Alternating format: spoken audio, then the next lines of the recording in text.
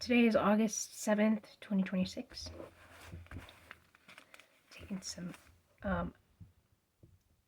notes. I found this sign that I made a while back. Hurts. And Holy Spirit was like, let's talk about that. So I remember that I made this when I was asking God, why does it hurt? Why does life like physically hurt?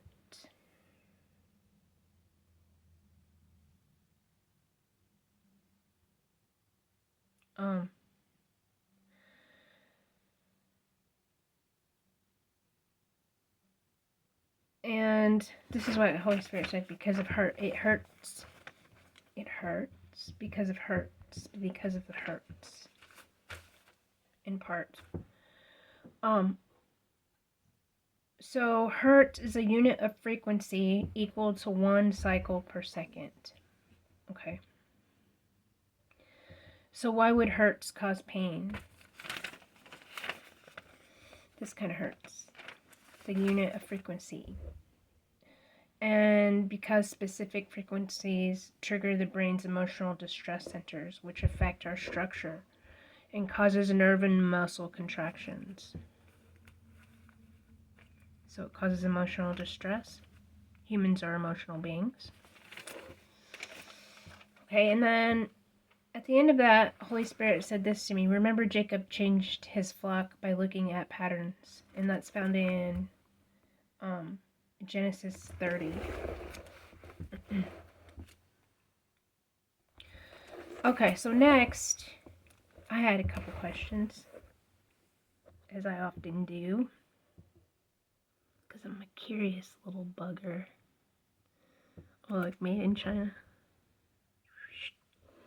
I'm not Chinese, but I like the Chinese people.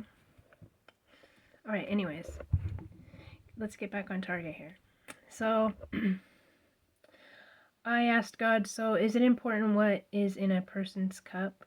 What a person drinks? And I was thinking about communion, like in the Catholic Church, but it's not just the Catholic Church that does communion.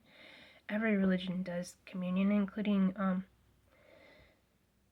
the satanic religions. And so when I said to God, is it important what's in a person's cup? And God said, yes, of course it is. If they're drinking the blood of your children, don't you think that's important?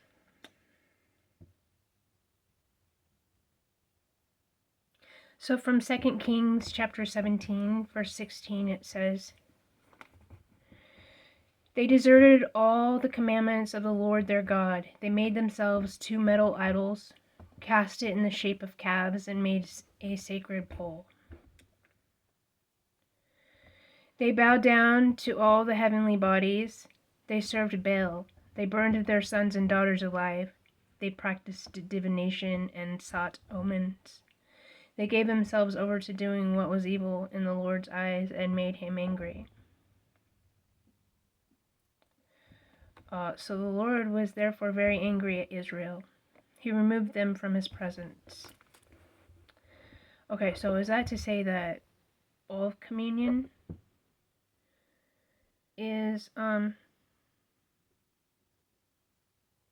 tainted in this way?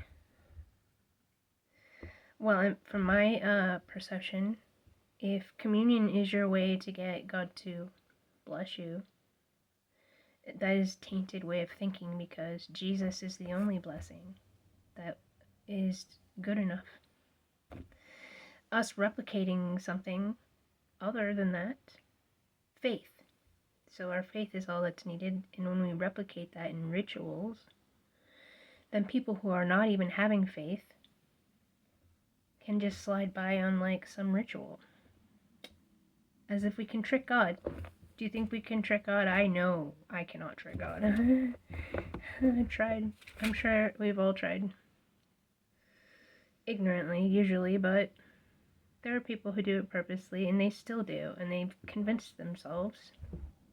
They've put stumbling blocks before their faces and convinced themselves that they can fool God.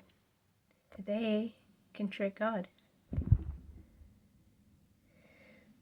My next question was, is it important who a person pours out a drink offering to?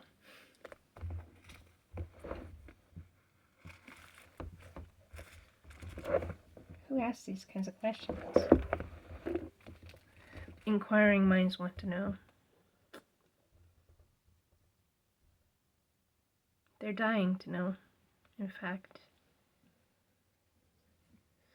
From the Book of Wisdom, chapter 14, verse 8, it says, "But idols made by human hands are cursed, as are those who make them. Those who make them are cursed because they make them. The idols are cursed because, though made of corruptible material, people call them gods.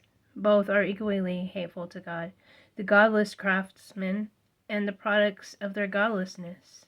The things that has been produced will be punished along with the one who produced them. Therefore God will come in judgment on the nation's idols, for they have turned a part of God's creation into something that God hates."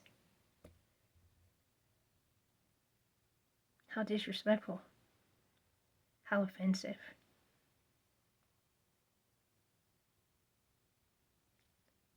They have produced stumbling blocks for the well-being of humans, a trap set to spring when the feet of the foolish step on it.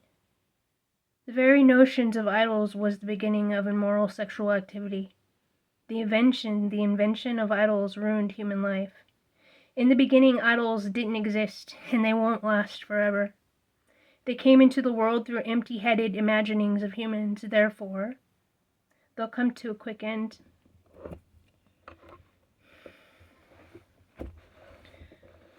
So that's the promises I have this morning. I hope they bless you.